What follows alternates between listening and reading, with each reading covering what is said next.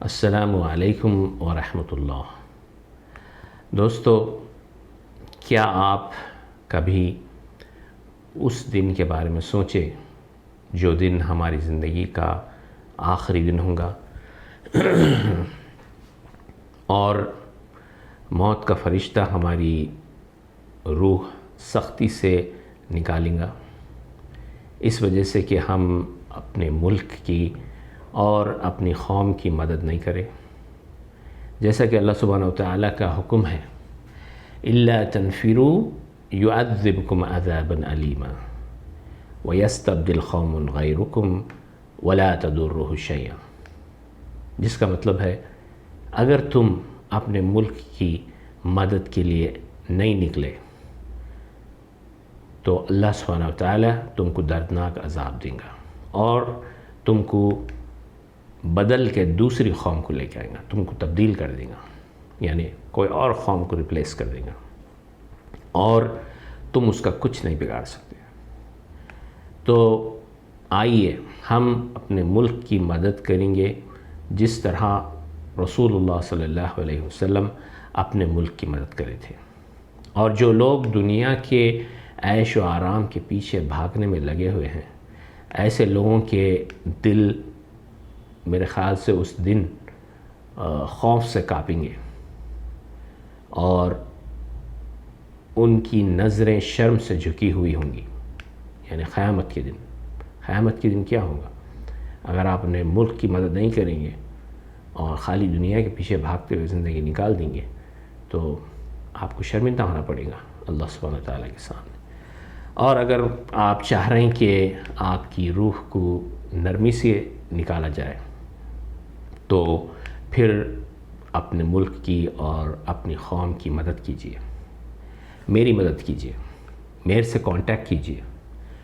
میں ہندوستان کو ایک امیر اور طاقتور ملک بنانا چاہ رہا ہوں، اور جو ظلم اور ناانصافی پھیلی ہوئی ہے اس کو ختم کرنا چاہ رہا ہوں۔ موسیٰ علیہ السلام کی کہانی تو آپ کو معلوم ہے، ان کو بھی اللہ سبحانہ وتعالی ان کے ملک اور قوم کی مدد کرنے کا حکم دیے تھے۔ ان کا ملک مصر، ایجپٹ تھا۔ موسیٰ علیہ السلام سے اللہ سبحانہ وتعالی بولے تھے جاؤ فرعون سے بات کرو اور اس کو سمجھاؤ۔ میں بھی آج کے فرعونوں سے بات کروں گا اور ان کو سمجھاؤں گا۔ آئیے آپ بھی میرے ساتھ چلیے، ہم سب مل کے آج کے فرعونوں کو سمجھائیں گے اور ملک کے مسئلوں کا حل نکالیں گے۔ ہم سب مل کے اپنی قوم کے مسئلوں کا حل نکالنے میں ہی فائدہ ہے۔ اللہ سبحانہ وتعالی ہماری مدد کرے گا آف کورس، کیونکہ جب ہم متحد ہوتے ہیں اور متحد ہو کے اللہ کے احکاموں پہ چلتے ہیں تو اللہ کی مدد ضرور آئیں گی۔ جس طرح اللہ سبحانہ وتعالی موسیٰ علیہ السلام کی مدد کرے تھے اس طرح اللہ تعالیٰ ہماری بھی مدد کرے گا، لیکن اکثر لوگ اس بات پہ یقین نہیں رکھتے کہ اللہ سبحانہ وتعالی ہماری مدد کرتا۔ کیا زیادہ مشکل ہے؟ سوچیے آپ، اللہ کا زمین و آسمان بنانا یا ہماری مدد کرنا؟ ہماری مدد کرنا ایک معمولی سے کام ہے اللہ کے لیے۔ جس دن ہم اس قابل کے ہو جائیں گے اللہ ہماری مدد کریں گا، اور اللہ کی مدد آئی تو پھر ہم دنیا کے ہر مقصد کو حاصل کر سکتے ہیں۔